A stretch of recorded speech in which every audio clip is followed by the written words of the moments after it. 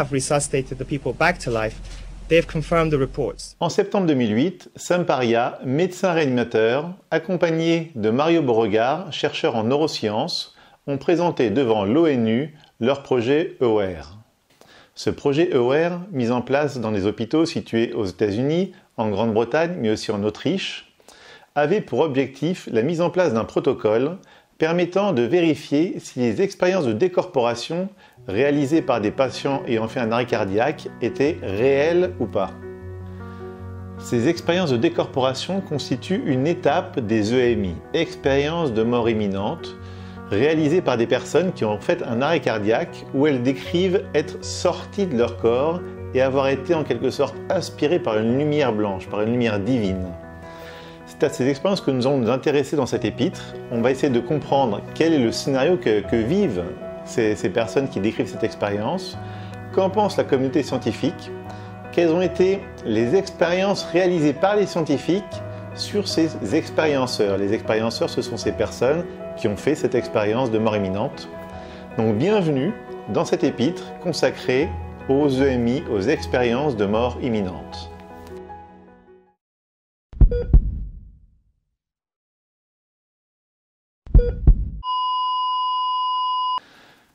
Le docteur Jean-Jacques Charbonnier, en partant de statistiques qui ont été réalisées à la fin des années 90, estime qu'il y a environ 60 millions de personnes à avoir réalisé cette expérience d'EMI. Ces personnes appartiennent à toutes les cultures, à toutes les croyances. Il y a à la fois des athées, des agnostiques, des croyants. Il y a des hommes et des femmes, il y a des personnes de tous les âges. Donc il n'y a aucune caractéristique qui permettrait de déterminer une propension à faire ou pas cette expérience.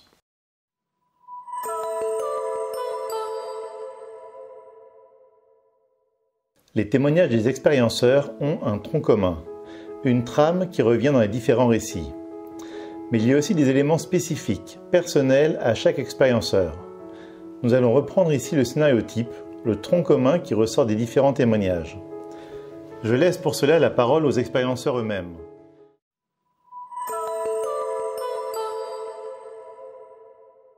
Au moment où j'ai senti le cœur qui s'est contracté, en fait, dans un coup vraiment ultime, et donc c'est comme si j'avais lâché prise. Et donc je me suis retrouvée à très peu de distance de mon corps d'abord. Donc je le voyais trembler, je voyais ma grand-mère qui courait autour pour essayer de débrancher, de trouver une solution. Et moi j'ai tout de suite eu une sensation de paix intérieure, mais alors tout de suite, et de détachement par rapport au corps. Ça, je m'en fichais complètement, d'ailleurs ça m'appartenait pas en fait. J'ai noté une chose tout de suite, c'est que j'ai découvert que je pouvais voir à 360 degrés. Mais ça, je l'ai réalisé après. Mais sur le coup, je voyais à 360 degrés, c'était tout à fait normal. Alors, tout au début, je me suis pas sentie sortir de mon corps, mais mes premiers souvenirs débutent alors que j'étais au plafond. Je me regardais, mon corps était étendu sur la table d'opération. Je voyais le personnel médical qui s'affairait, le chirurgien qui disait vite du sang, on amenait des flacons. Vous l'entendiez? Ah oui, oui, oui. Et vous étiez au plafond, comme vous me dites. J'étais au plafond. C'est incroyable. Oui, oui. Et je voyais de tous les côtés à la fois. Oui. Quand j'ouvre les yeux, et ben là, voilà. C'est ça qui est incroyable. C'est que je me vois au-dessus, enfin, je suis comme si j'étais collé au plafond. Je me vois au-dessus de mon corps. Et puis, je peux voir toute la pièce. C'est comme si, en fait, ma vue était... toute la pièce était ma vue. Je voyais vraiment, c'est plus qu'à 360 degrés. J'avais une vue sphérique. Là, j'étais en hauteur, j'étais au-dessus. Je me suis retrouvée, non pas collée, confinée, mais je voyais la scène comme si j'avais été, je sais pas, sur une étagère, bien en haut.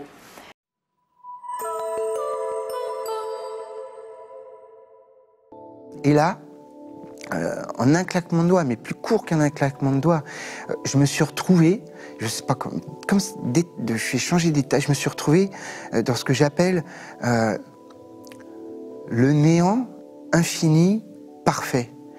Je me suis retrouvé dans le noir, le vide, j'ai envie de dire le rien, mais oui, rien, c'était rien. Et là, j'ai vu un petit point blanc. Mais un petit point blanc, mais j'aurais presque pu m'en fiche, ne même pas m'en rendre compte qu'il y avait ce petit point blanc. Et le fait d'avoir mon attention captée, attirée par ce point blanc, je ne sais pas si c'est moi qui ai été vers ce point blanc ou si c'est ce point blanc qui est venu vers moi, mais comme ça, instantanément, je me suis retrouvé dans une lumière. Tout en étant moi, j'étais cette lumière. Et pourtant, cette lumière était distincte, mais on ne faisait qu'un. C'est la sensation, le sentiment d'amour, encore le sentiment d'amour, c'est piètre, c'est réducteur. Et je baignais, mais littéralement, dans un bain d'amour. C'était très léger, j'étais très doux, c'était très doux. Et comme une sensation de dilatation, d'osmose, de symbiose parfaite. Sans être réducteur, mais c'est tellement puissant, c'est tellement beau. Moi, j'appelle ça l'amour de Dieu, mais c'est absolument pas par dogmatisme ou par religiosité. Mais il y avait une lumière énorme, mais pas aveuglante. Comme s'il y avait un tamis, mais même pas. Donc, la sensation que j'ai ressentie à ce moment-là, la première, c'était que cette lumière n'était pas une lumière comme on peut connaître, que c'était comme une lumière matière. Hein. C'est-à-dire qu'elle avait, j'allais dire un sens tactile, mais je ne l'avais pas. Mais il y avait de la douceur. Dans cette douceur, il y avait de la chaleur. Dans cette chaleur, il y avait de l'amour. Mais pas l'amour comme on l'entend, mais quelque chose qui vous enveloppe. Et c'est là où il y a eu le plus beau moment. C'est-à-dire que me suis laissé porter par toutes ces émotions, mais qui étaient démultipliées. Ça n'a rien à voir avec ce que j'ai ressenti dans mon état incarné de toute ma vie. Et c'est là où ça a été le plus beau, parce qu'à ce moment-là, la première chose que j'ai pensé, c'est je suis chez moi. Ça y est, c'est pour de bon. Je suis rentrée chez moi. C'est ma maison. Et il n'y avait rien, il n'y avait que cette brume lumineuse. Mais je sentais que j'étais revenue là où j'avais toujours été. Et là, c'était extraordinaire. Extraordinaire. Un bonheur, mais un bonheur, vous ne pouvez pas vous imaginer. Personne ne peut s'imaginer ça. Avoir la sensation qu'on est revenu à un endroit où le mal n'existe pas. Oui, il n'arrivera plus jamais rien de mal. Ce n'était que des sensations, mais tellement fortes que, vous voyez, 32 ans plus tard, elles ne m'ont jamais quitté. Et je me suis retrouvé dans un espace très noir, mais un noir vraiment noir. Ouais. Et au bout d'un certain temps, j'ai vu au fond de cette noirceur une espèce de lueur qui s'est dégagée. Et puis cette lueur a grandi, a grossi. Et elle s'est transformée, elle s'est un petit peu restreinte, et elle s'est transformée en lumière. Mais une lumière d'une puissance, pire que les spots qui nous entourent. Et alors, elle s'est approchée de moi, et au fur et à mesure que cette lumière s'approchait de moi, j'étais de plus en plus heureux. Mais un bonheur qui était pas terrestre, je ne peux pas dire, je n'ai jamais connu cela. Cette lumière, il y a eu une discussion avec elle, il y a eu un échange, et surtout le sentiment que j'avais, c'était que cette lumière m'aimait.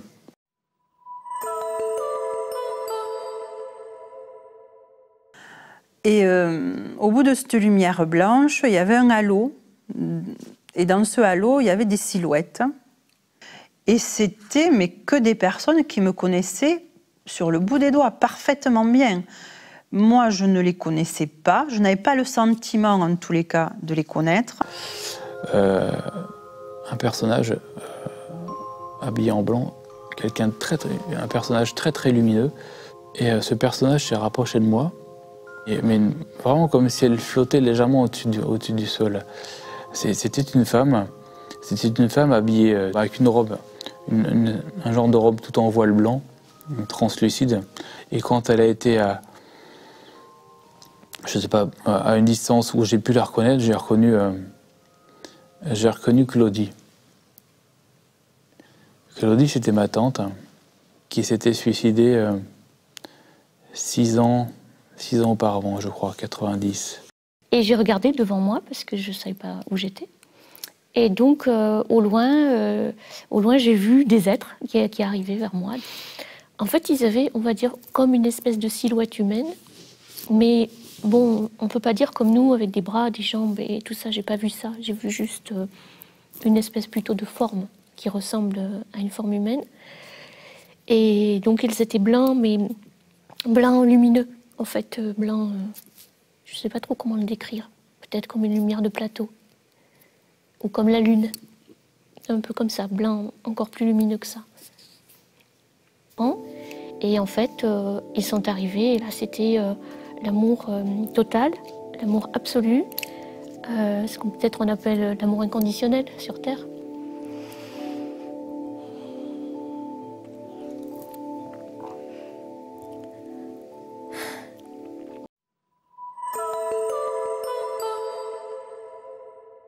La difficulté, en faisant le parcours inverse, c'est qu'on reprend possession de son enveloppe corporelle avec tout ce qui va avec, tout l'environnement, le bruit, après la douleur physique, tout ce qui est autour. Moi, j'ai vécu ça comme une agression, réellement comme une agression. Malheureusement, ou heureusement, on va dire les deux, parce qu'il faut donner 50-50, ma grand-mère a trouvé un moyen avec mon frère de me débrancher, débrancher le corps, en fait. Et comme le corps sensiblement était encore viable, ça a été immédiat, c'est-à-dire c'est comme un aspirateur, je suis repartie direct dans le corps. Et là, ça a été terrible pour moi, parce que d'abord, j'étais prête à partir, donc j'étais dans l'idée de partir, mais c'est surtout la souffrance physique que j'ai ressentie. D'abord, j'avais l'impression de réintégrer une boîte de sardines, c'était vraiment cet effet-là, trop petit, froid, dur. Et là, j'ai réintégré mon corps, depuis que j'ai intégré mon corps, je vous assure, je mesure et je pèse le sens et le poids de l'incarnation. C'est moi qui dis que c'est atroce, parce que j'ai conscience d'où je viens et ce que j'ai vécu. Et je me sens tellement limité, c'est pénible. Bon, maintenant j'ai appris à vivre, mais c'en est presque douloureux et déprimant au début, quoi, voilà.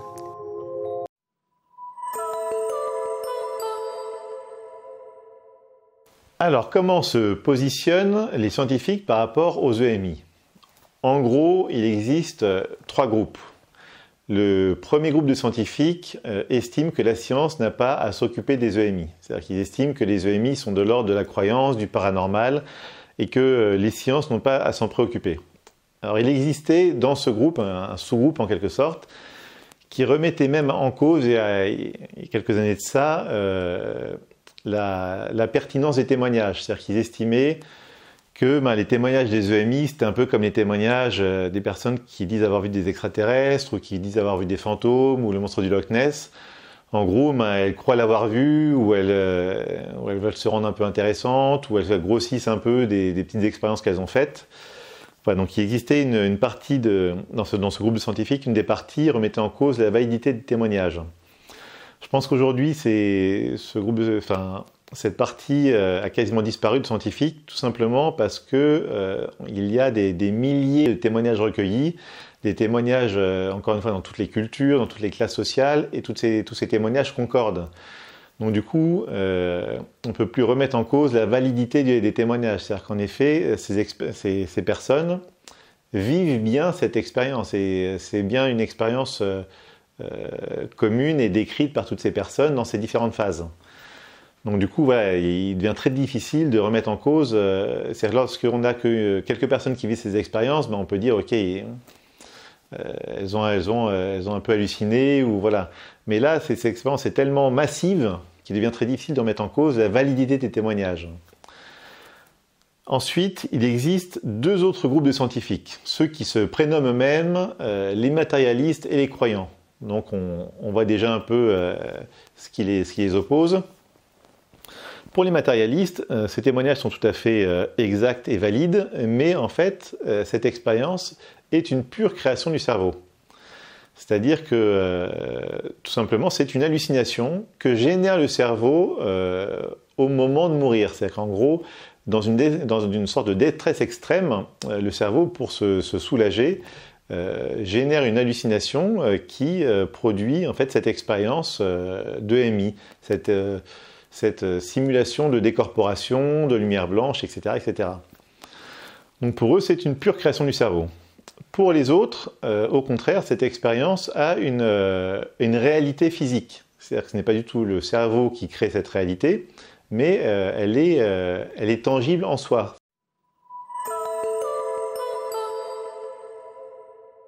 Je voudrais juste signaler un point, c'est que croyant et matérialiste, c'est juste vis-à-vis de cette expérience. C'est-à-dire, par exemple, chez les matérialistes, donc chez ceux qui pensent que cette expérience est uniquement une création du cerveau, il existe aussi des personnes qui, dans la vie, sont des personnes croyantes. Il peut exister des médecins chrétiens ou bouddhistes qui estiment, pour telle ou telle raison, que cette expérience n'est réalisée que le cerveau. Ça ne remet pas en cause leur foi, etc. Simplement, elles disent, ouais, dans cette expérience, c'est une hallucination.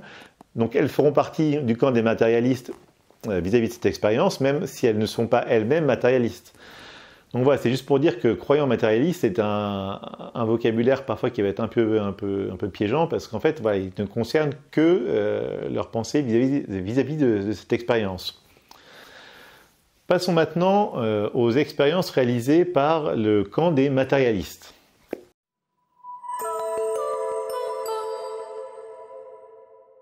Pour le camp matérialiste, donc ces expériences décrites sont justes, mais ce sont des hallucinations du cerveau. Pour eux, en gros, le cerveau en détresse, le cerveau qui est sur le point de mourir, génère une hallucination réconfortante que décrivent finalement les expérienceurs. Lorsque les croyants leur objectent que ces expériences sont faites alors que l'encéphalogramme est plat, c'est-à-dire que lorsqu'il n'y a plus d'activité cérébrale, à ce moment les matérialistes leur disent en gros, eh bien, ça se trouve, nos outils ne sont pas en mesure de détecter une activité cérébrale, mais il peut y avoir une activité cérébrale résiduelle qui permettrait au cerveau de générer cette expérience. Alors que vont faire les matérialistes ? Ils vont essayer de reproduire artificiellement cette expérience. Ils vont emprunter deux voies, la voie de l'hypnose et la voie de l'injection d'hallucinogènes, pour essayer de recréer cette expérience. La voie de l'hypnose, elle va être pour moi un peu décevante. C'est-à-dire qu'en gros, ils vont prendre des expérienceurs, c'est-à-dire des personnes qui ont déjà fait cette expérience, qui vont remettre sous hypnose pour essayer de leur refaire vivre l'expérience qu'ils ont déjà vécue avant. En fait, les expérienceurs qui revivent cette expérience disent qu'ils l'ont un peu revécu, mais de manière très fade, de manière très light par rapport à ce qu'ils ont ressenti lorsqu'ils l'ont réellement faite. L'autre voie chimique, elle, va être plus percutante, puisque là, ils vont réussir à produire des hallucinations que l'on pourrait dire proches, en tout cas dans la description que font les personnes qui ont accepté de faire ces expériences chimiques, c'est-à-dire l'expérience du tunnel blanc, voir des personnes décédées, les expériences de décorporation. Donc en inoculant des hallucinogènes, on arrive à reproduire en quelque sorte des phénomènes décrits comme relativement proches de ce que vivent les gens dans les EMI. Après, est-ce que ça invalide les EMI ? Non, ça n'invalide pas les EMI. Et pourquoi ? Parce que ce n'est pas parce qu'on arrive à faire halluciner, entre guillemets, une expérience que l'expérience d'origine est fausse. Je m'explique. Si vous êtes allé sur une plage à Hawaï et qu'après on vous donne on vous injecte des produits chimiques qui vous permettent d'halluciner, ça se trouve, en hallucinant, on va vous faire revivre d'une certaine manière ce que vous avez vécu à Hawaï. C'est-à-dire qu'on arrivera avec certains psychotropes à vous faire ressentir l'expérience qu'on peut avoir au bord d'une plage. Vous sentirez l'odeur, les sons, le bruit. Voilà, c'est-à-dire que l'hallucination peut être très réaliste. Néanmoins, c'est pas parce qu'on arrive à faire à votre cerveau une hallucination d'un bord de plage que les bords de plage n'existent pas. C'est-à-dire que c'est pas parce qu'on a réussi à vous faire halluciner, à vous faire ressentir l'expérience de ce qu'est être sur la plage à Hawaï, que lorsque vous étiez réellement à Hawaï, c'était déjà une hallucination. Non, c'est-à-dire qu'en fait, c'est pas parce que le cerveau arrive à reproduire une expérience que l'expérience d'origine est forcément fausse. Vous étiez bien à Hawaï et la plage d'Hawaï, elle existe bien. même si par la suite, on parvient, par voie chimique, à vous donner une hallucination qui vous donne le sentiment de revivre cette plage d'Hawaï. Donc pour moi, ces expériences créées par les matérialistes, en gros, n'invalident pas l'EMI. C'est-à-dire que voilà, c'est pas parce qu'on arrive à vous le faire halluciner que l'expérience vécue d'origine est forcément fausse. Donc voyons maintenant le camp des croyants, entre guillemets. Voyons maintenant les expériences réalisées par les croyants et pourquoi les croyants estiment que ces expériences sont bien réelles.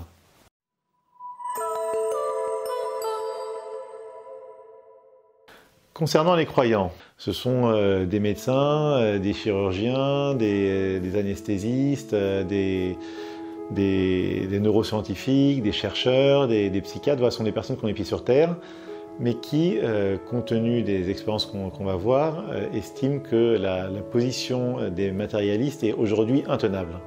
Voilà, ils estiment qu'il y a des choses en fait que les matérialistes ne sont pas en mesure d'expliquer.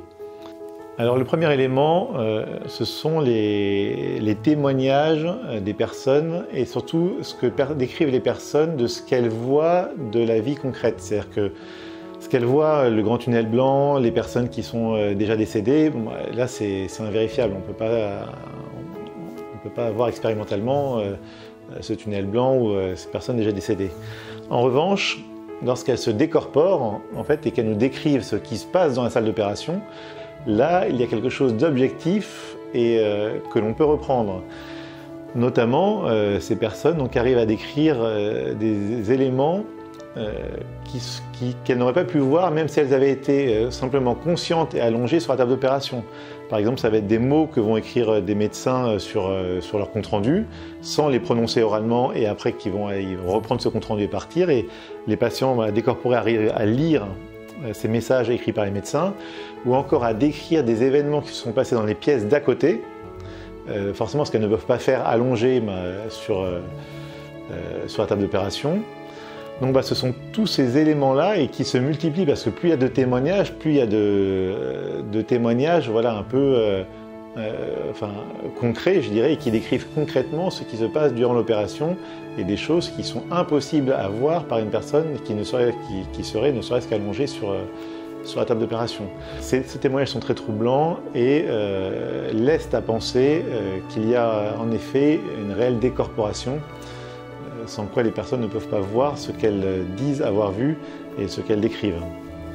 Je pouvais voir devant, je pouvais voir à droite, à gauche, en haut, en bas, en même temps. Je voyais à 360 degrés. Ensuite de quoi, si vous voulez, je me suis rendu compte aussi que je pouvais voir des choses bizarres, comme une plaque sous la table d'opération.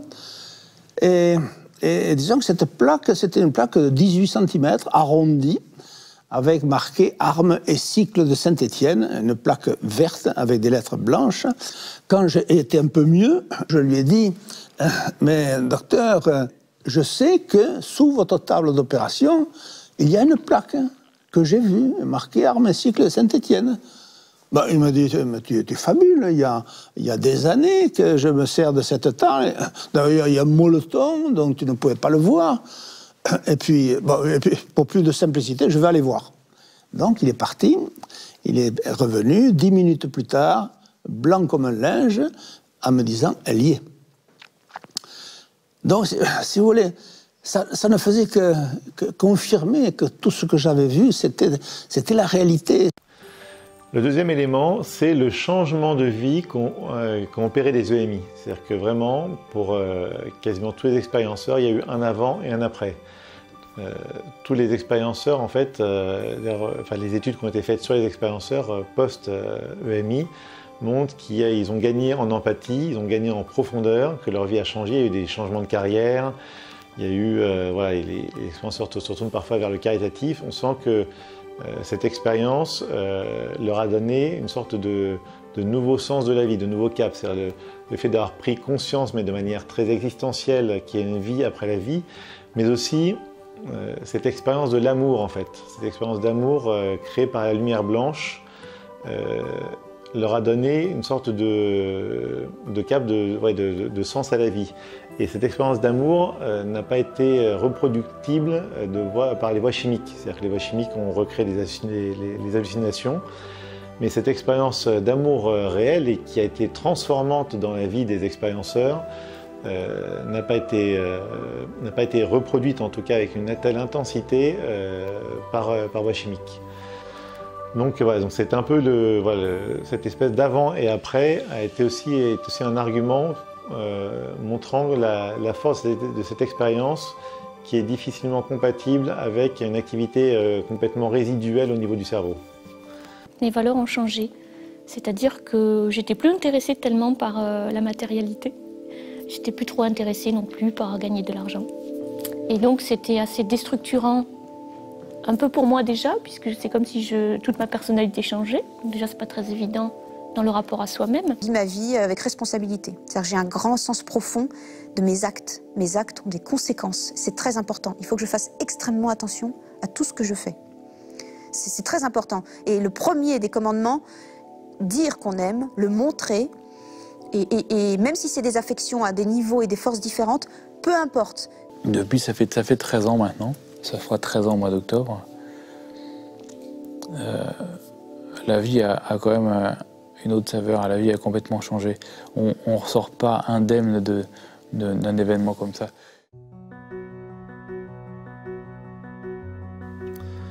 Nous arrivons à la fin de cet épître consacré aux EMI. Il reste beaucoup de choses à dire sur les EMI, que ce soit sur les EMI partagées, sur les EMI négatives, sur d'autres éléments des témoignages des expérienceurs, ou encore sur d'autres aspects des débats qu'il y a entre les croyants et les matérialistes. Ces débats sont loin d'être terminés, et nous ne sommes aujourd'hui qu'au balbutiement de l'étude des EMI.